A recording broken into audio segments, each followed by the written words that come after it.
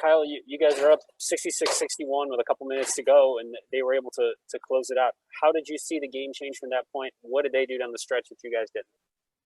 I think we just needed to work on being more poised late down the stretch. There's a few defensive situations we weren't locked in fully, and it hurt us in the end. So we just got to stay more poised down the stretch. Are you surprised that would be the case, given you guys have played really well down the stretch and a couple of big wins here recently? Are you surprised that some of those things were lacking today?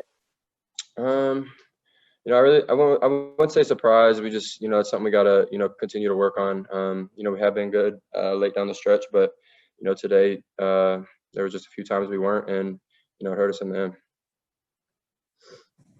Up next, Brendan Gulick. Hi, Kyle. Thanks for spending some time with us. Can you tell us a little bit from your perspective in the second half, what was different from the first half? You guys took so much better care of the basketball, only 2 turnovers in the second half, and it felt like the offense had a more rhythm, more flow to it. Where did you think things were different? Yeah, I mean, that was something, we discussed at halftime. There's too many turnovers in the first half, and it was really hurting us. They were connecting on those turnovers and scoring a lot off those in the first half. So, we just knew that we had to cut that down, be stronger with the ball, continue to, feed the post and get it inside to put pressure on them there. So, we tried to do that, and, it was doing some good things for us.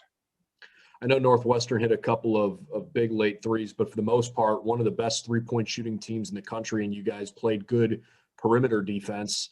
And inside, you had a plus 14 rebounding margin. I mean, when there are certain stats that you look at the end of the game, is it that much more frustrating maybe to come up short in a game where, you really did accomplish some things I think you set out to? Yeah, of course. I mean, you're never going to be happy with the loss. We got to take what we can from this game, learn from it, move on to the next. It's going to be another quick turnaround. All games in the Big Ten are going to be tough, hard-fought battles. So we just got to turn around and get to the next one. Up next, Bruce Hooley. Kyle, I know all losses are tough. There's probably a degree on some that you feel like you should have won, and others maybe that it wasn't your night. Does this one fall into the category of one you feel like you gave away? Yeah, down the stretch, we were up, I think, 7 at one point, and we had to stay locked in defensively, continue to get good possessions on offense, and we slipped up a few times. So it is disappointing, but there's nothing we can do about it now. So like I said, we just gotta take what we can from this game and learn from it. You get into the bonus with 11:37 to go. I think you guys shot 2 1-and-1s and probably twice that many threes. I know the way you managed the game at the end against Purdue was not something you were happy with and coach was happy with. How would you rate today? I think up until like I said, those few possessions defensively, I think we were doing a good job, managing the game and getting what we wanted offensively. There was just a few slip ups at the end, like I said, but overall, I think we did a decent job there. And final question goes to Adam Jardy.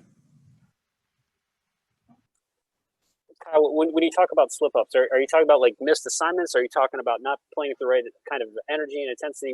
Can you explain a little bit what you mean by that? Just staying connected on defense, staying poised, paying attention to detail. Details are important, and we're not fully locked in defensively.